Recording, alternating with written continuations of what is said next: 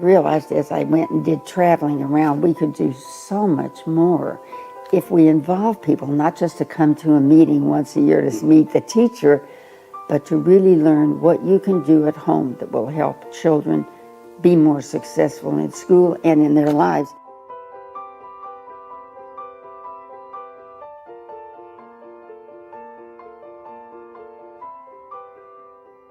Like most parents, when your children went into school, you joined the PTA. This was basically a women's organization at that time. Later on, men also helped.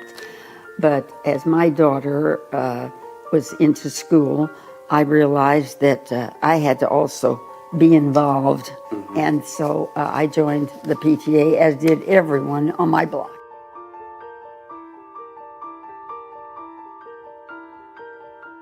We did not have a legislative president of the National PTA that did the lobbying on the Hill, Congress on the Hill. And as we realized that we had to be there to listen in on the hearings that were going on in the Congress and then feed that information back to thousands of PTAs who had no idea because their newspapers never carried any of this stuff.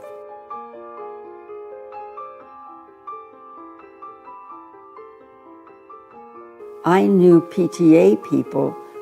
I lived at that point in Northern Virginia, and we knew people in our part of it that would like to help with this, to sit in on congressional lobbying or congressional hearings, and then send that information back to the PTA, and out it went all over the country. So you knew what your congressman was involved in or not involved in, and they'd write to that congressman. All of a sudden, people were not just writing little mamby letters. They knew what was going on at that hearing, and that's why they wrote and vastly increased the amount of ability for them to influence the legislation.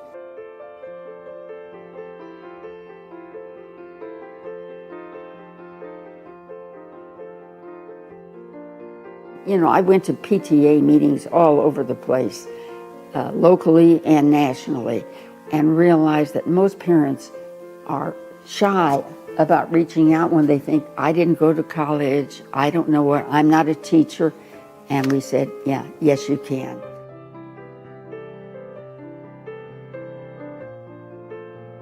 Tipper Gore and other people there, and I love this because I never thought she would do this. It's taken in the White House when her husband was the vice president. And she called me because from her home community, she knew the PTA would really be offended if they realized what their children were being exposed to, because they were being sold records that they loved with really expensive and offensive material in them.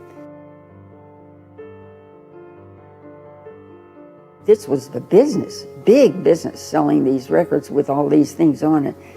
And I said, we're not saying you don't buy them. We're saying please read them and see what you want your children to be exposed to. And you choose. You choose.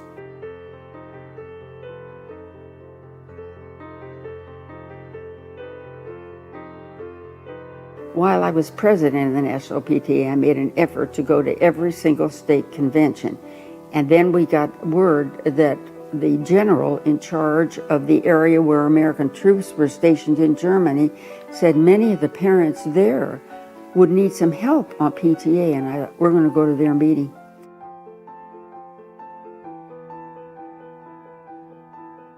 The general was wonderful when I said, how are these people going to all get here for such a meeting? And he said, there are Army troops coming back and forth, Air Force troops coming back and forth. We'll find place for them on those planes if you tell us where they are, when they can come.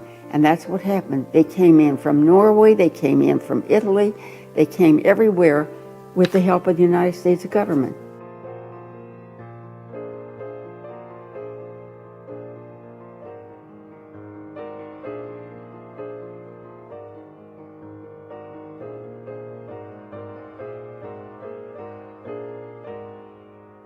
I got a telephone call from a PTA member from Texas who had come up with Lyndon Johnson to work there and said, we are swamped with our people from our district who are horrified of what happens, and they're heartbreaking. We can't begin to answer all this. And people who run the PTA said, why don't you ask Mrs. Kahn if she would help? And I said, I can do it, but I do not want a salary for it. So every day when I came down, my children came out of school, I arrived with a book of mail that had come to the White House of the grief that people felt that this could happen in our country. And after my children went to bed, I sat there and wrote notes of what should be included in the letters that Lyndon Johnson's name would be signed on it. And it was very difficult for me because I saw names in there that were family members in other parts of the country, and I could never tell them. I read that letter. I wrote the thank you that the president had sent because they needed something good to hang on to at a time when we were horrified that this could happen in this country.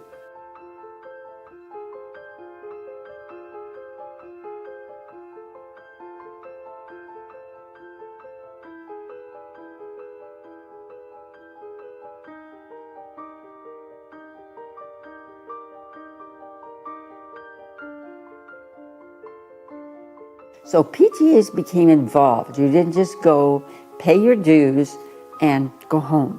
We said, no, you got to really, if you want your children to have a good education, you got to have a hand in this.